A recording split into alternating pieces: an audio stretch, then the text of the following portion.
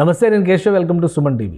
చాలా కాలంగా ఎదురు చూస్తున్నటువంటి తెలుగుదేశం జనసేన అభ్యర్థుల జాబితా వెల్లడైంది. ఈ జాబితాలో అటు చేసి ఇటు చేసి జనసేన పార్టీకి 24 సీట్లు మొదటి విడతగా అనౌన్స్ చేసినటువంటి పరిస్థితి. మరొక వైపు చూస్తే తెలుగుదేశం పార్టీ ఏకంగా 94 సీట్లకు సంబంధించి నియోజకవర్గాలతో పాటు అభ్యర్థుల జాబితాను కూడా అనౌన్స్ చేసేసినటువంటి పరిస్థితి. Ready to move in premium triplex villas at Bachupally APR projects. ఇక ఈ పొత్తులో భాగంగా 94 సీట్లు తెలుగుదేశం పార్టీ అనౌన్స్ చేయడం, అలానే పార్లమెంటరీ స్థానాల పరిధిలో అసలు ఎన్ని సీట్లని తెలుగుదేశం పార్టీ తన పరిధిలో ఉంచుకుంది, మిగతా వదిలేసిన సీట్ల పరిస్థితి ఏంటి, బీజేపీ ఒకవేళ కూటమిలోకి వస్తే బీజేపీకి ఇవ్వబోయేటువంటి సీట్లు అలా ఖాళీగా ఉన్నాయా, లేదా ఈ రెండు పార్టీలు పంచుకోవడం వలన బీజేపీ వచ్చిన తర్వాత మళ్ళీ కొత్త ఇబ్బందులు ఎదురయ్యేటువంటి అవకాశాలు ఉన్నాయా? ఒకసారి తెలుగుదేశం పార్టీ ఇచ్చినటువంటి 94 నియోజకవర్గాల జాబితాని పరిశీలించేటువంటి ప్రయత్నం చేద్దాం. ముందుగా ఉత్తరాంధ్ర ప్రాంతం నుంచి ప్రారంభిద్దాం. ఉత్తరాంధ్రలో కీలకమైనటువంటి నియోజకవర్గాలపైన తెలుగుదేశం పార్టీ ఎలాంటి స్టాండ్ తీసుకోకపోవడం ఆసక్తికరంగా ఉంది. ఎందుకంటే శ్రీకాకుళం జిల్లా పరిధిలో చాలా నియోజకవర్గాలు, అంటే 10 నియోజకవర్గాలు ఉమ్మడి శ్రీకాకుళం జిల్లా పరిధిలో ఉంటే కేవలం 3 నియోజకవర్గాలకు సంబంధించి మాత్రమే తెలుగుదేశం పార్టీ అభ్యర్థులను ప్రకటన చేసింది. అక్కడ జనసేన పార్టీ ఎక్కడ కూడా బరిలోకి దిగుతున్నటువంటి సంకేతాలు ముఖ్యంగా ఉమ్మడి శ్రీకాకుళం జిల్లా పరిధిలో కనిపించడం లేదు. సో ఏ నియోజకవర్గాలను తెలుగుదేశం పార్టీ కేటాయించింది? ఇచ్చాపురం స్థానం మొదటి నియోజకవర్గంగా కనిపించేటువంటి ఇచ్చాపురం స్థానాన్ని తెలుగుదేశం పార్టీ తన అభ్యర్థిత్వం కింద ప్రకటించినటువంటి పరిస్థితి. అలానే ఈ నియోజకవర్గానికి సంబంధించి బెందాళం అశోక్ ప్రస్తుతం తెలుగుదేశం పార్టీ సిట్టింగ్ స్థానం, ఇది ఆయనకే మళ్ళీ కేటాయించినటువంటి పరిస్థితి ఉంది. ఇక రెండోది టెక్కలి నియోజకవర్గం, ప్రస్తుతం కింజరాపు అచ్చెన్నాయుడు అక్కడి నుంచి ఎమ్మెల్యేగా రిప్రజెంట్ చేస్తున్నాడు, ఇది కూడా సిట్టింగ్ స్థానమే. ఈ స్థానాన్ని కేటాయించారు తెలుగుదేశం పార్టీ మళ్ళీ అదే అభ్యర్థికి. ఇక ఆమదాల వలస నియోజకవర్గం నుంచి కోన రవికుమార్ని తెలుగుదేశం పార్టీ అభ్యర్థిగా ప్రకటించింది. అయితే ఇది ప్రస్తుతం వైఎస్ఆర్సీపీ గెలుచుకున్నటువంటి నియోజకవర్గం. అక్కడ స్పీకర్ తమ్మినేని సీతారాం ఎమ్మెల్యేగా నేతృత్వం వహిస్తున్నటువంటి పరిస్థితి ఉంది.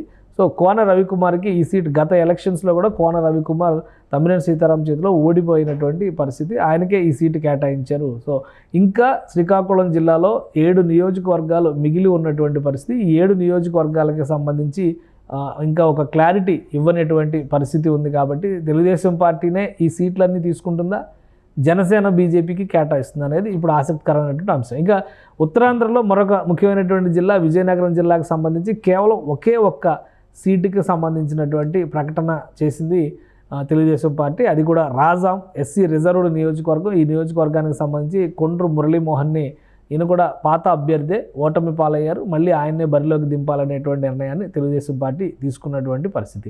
ఇక అక్కడి నుంచి విశాఖ జిల్లా పరిధిలో ఉన్నటువంటి నియోజకవర్గాలు పార్లమెంటరీ స్థానాల పరంగా చూస్తే అరకు పార్లమెంటరీ స్థానం పరిధిలో ఉండేటువంటి నియోజకవర్గాలకు సంబంధించి 3 నియోజకవర్గాలని తెలుగుదేశం పార్టీ అభ్యర్థులను ప్రకటించింది.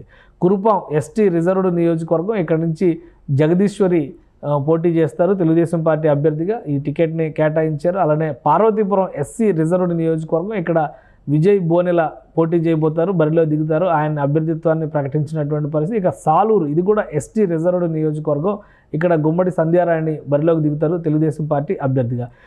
అరకు పార్లమెంటరీ స్థానంలో 3 నియోజకవర్గాలను ప్రకటించింది. విజయనగరం పరిధిలో అయితే ఒకటే ఒక నియోజకవర్గాన్ని తెలుగుదేశం ప్రకటించినటువంటి పరిస్థితి. ఇక విజయనగరం పార్లమెంటరీ స్థానం పరిధిలో చూస్తే కనుక 4 నియోజకవర్గాలపైన 3 నియోజకవర్గాలపైన మళ్ళీ స్పష్టత ఇచ్చినటువంటి పరిస్థితి. బొబ్బిలి నుంచి బొబ్బిలి బేబినాయన రంగారావు, అంటే RSVKK రంగారావుకి మళ్ళీ సీటు కేటాయించినటువంటి పరిస్థితి. అలానే గజపతి నగరం స్థానానికి సంబంధించి కొండపల్లి శ్రీనివాస్కి టికెట్ కేటాయించారు.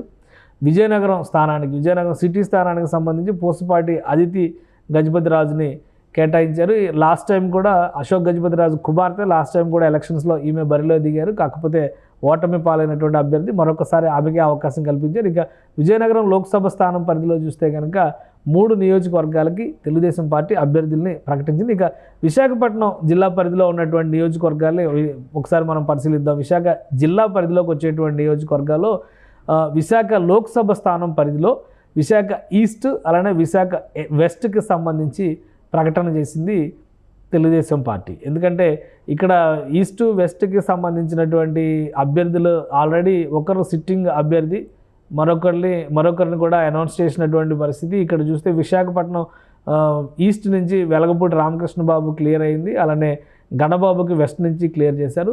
నార్త్ సౌత్ విషయం, విశాఖ నార్త్ నియోజకవర్గం ఆల్రెడీ సిట్టింగ్ స్థానం, అక్కడ కొంత ఇబ్బంది ఉంది. సౌత్ నియోజకవర్గాన్ని జనసేన పార్టీ కోరుతున్నటువంటి పరిస్థితి ఉంది. ఇప్పుడు జనసేన కేటాయించిన జాబితాలో ఈ నియోజకవర్గం ఉందా లేదా కొత్తగా కేటాయిస్తారనే దాని మీద కొంత సస్పెన్స్ నెలకొని ఉన్నటువంటి పరిస్థితి. అరకు వ్యాలీ నియోజకవర్గానికి సంబంధించి కూడా ఒక అసెంబ్లీ సీట్ని ఆల్రెడీ ఇంతకుముందు అనౌన్స్ చేశారు. అరకు పార్లమెంటరీ స్థానం పరిధిలోకి వచ్చేటువంటి నియోజకవర్గాల్లో ఇది ఒకటి. అయితే ఇక్కడ చూస్తే మనం ముందు అక్కడ అనౌన్స్మెంట్ అయినటువంటి జాబితా ఉంది. ఇక్కడ అరకు వ్యాలీ స్థానానికి సంబంధించి దొన్నెదొరని ఆల్రెడీ గతంలో బహిరంగ సభలోనే చంద్రబాబు నాయుడు ఒక అనౌన్స్మెంట్ చేశారు. ఆ అనౌన్స్మెంట్ ఆయనే అభ్యర్థి, ఇన్ఛార్జిగా ఆయనే ఉంటారు, అభ్యర్థిగా ఆయనే ఉంటారు అనేటువంటి ప్రకటన చేశారు. సో అది కూడా క్లియర్ చేసేసింది తెలుగుదేశం పార్టీ. ఆయన అభ్యర్థిత్వాన్ని కూడా ఖరారు చేసినటువంటి పరిస్థితి. అంటే అరకు పార్లమెంటరీ స్థానం పరిధిలో మొత్తం 4 సీట్ల పైన తెలుగుదేశం పార్టీ క్లారిటీ ఇచ్చినట్టుగా మనం చూడాల్సి ఉంటుంది. ఇక అనకాపల్లి లోక్సభ స్థానం పరిధిలో 2 సీట్లని తెలుగుదేశం పార్టీ క్లియర్ చేసింది. వాటిలో పాయకరావుపేట ఎస్సీ రిజర్వ్డ్ నియోజకవర్గం, ఇక్కడ నుంచి వంగలపూడి అనిత గతంలో కూడా ఇక్కడ నుంచి బరిలో దిగారు, ఇప్పుడు మళ్ళీ ఆమెకే సీటు కేటాయించారు. ఇక నర్సీపట్నం నియోజకవర్గానికి సంబంధించి చింతకాయల అయ్యన్న పాత్రుడు గతంలో ఇక్కడ బరిలో దిగి ఓటమి పాలైనటువంటి ఆయన సొంత నియోజకవర్గం అది. సో అనకాపల్లి నుంచి 2 సీట్లు ఇక్కడ తెలుగుదేశం పార్టీ కేటాయించింది. అయితే 3వ సీటు అనకాపల్లి సిటీ పరిధిలో ఉండేటువంటి సీట్ని జనసేన కేటాయించారు. జనసేన అక్కడ కొనతాల రామకృష్ణని బరిలోకి దింపాలని నిర్ణయించింది. ఇది ఓవరాల్గా ఉత్తరాంధ్రలో ఉన్నటువంటి సినారియో చూస్తే కనుక ఇంకా ఖాళీ ఉన్నటువంటి స్థానాలు దాదాపు 50% నియోజకవర్గాలు కనిపిస్తున్నటువంటి పరిస్థితి. 40% నియోజకవర్గాల వరకు ఖాళీ ఉన్నటువంటి నియోజకవర్గాలు ఉన్నాయి. ఈ నియోజకవర్గాల విషయంలో జనసేన కేటాయించినటువంటి 19 స్థానాల్లో ఎన్ని ఆ పరిధిలో ఉన్నాయి, అలానే బీజేపీకి కేటాయించడానికి అవకాశం ఉన్నటువంటి నియోజకవర్గాలు ఏవి అనేటువంటి చర్చ కూడా ఇప్పుడు ఆసక్తికరంగా మారింది. సో ఓవరాల్గా ఉత్తరాంధ్రలో 34 అసెంబ్లీ సీట్లు ఉంటే అందులో 60% సీట్ల పైన తెలుగుదేశం జనసేన కూటమి ఒక స్పష్టతకు వచ్చినటువంటి సంకేతాలు ఉన్నాయి. సో ఈ నివేదికను బట్టి మనం ఆ విషయాన్ని అర్థం చేసుకోవచ్చు.